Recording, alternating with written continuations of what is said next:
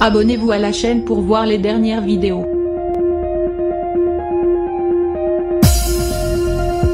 Il y a des humoristes qui ne laissent pas indifférents. Philippe Cavrivière en fait partie. En quelques mois, le comédien s'est imposé comme l'une des figures importantes de l'humour noir. Son humour corrosif et ses punchlines lui valent autant de rire que de critiques. Mais ces dernières ne semblent nullement l'atteindre puisqu'il continue d'assurer avec bonheur ses chroniques pour la matinale de RTL.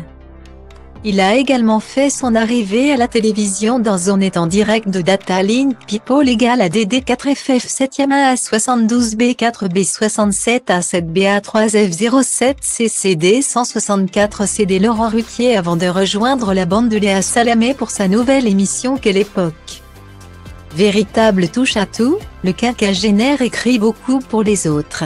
Il est notamment l'un des co-auteurs de nombreux humoristes, dont Nicolas Canteloup, depuis plusieurs années. Même s'il ne s'imaginait pas une seule seconde passer sous les projecteurs, il se retrouve maintenant derrière un micro et face caméra pour décortiquer avec humour l'actualité. De quoi lui donner parfois des sueurs froides.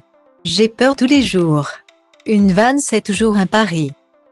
Et quant à Macron ou Le Pen en face de toi, t'es en première ligne, déclare-t-il à nos confrères du Parisien dans un long portrait. Malgré son appréhension, il est loin de vouloir arrêter l'humour. Il faut dire que pour ce fils d'ouvrier et ancien membre du Club Med, la comédie a été très importante dans sa vie.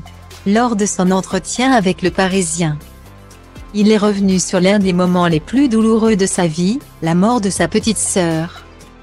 Alors qu'il n'a que 4 ans, sa sœur de 7 ans meurt des suites d'un cancer. À cet âge-là, tu ne comprends pas tout, explique celui qui a également perdu sa mère de cette maladie. Mais tu sens l'ambiance pesante à la maison, alors tu fais le con pour faire rire la famille. Aujourd'hui, il utilise le rire pour apporter du bonheur à ses auditeurs mais aussi pour la bonne cause.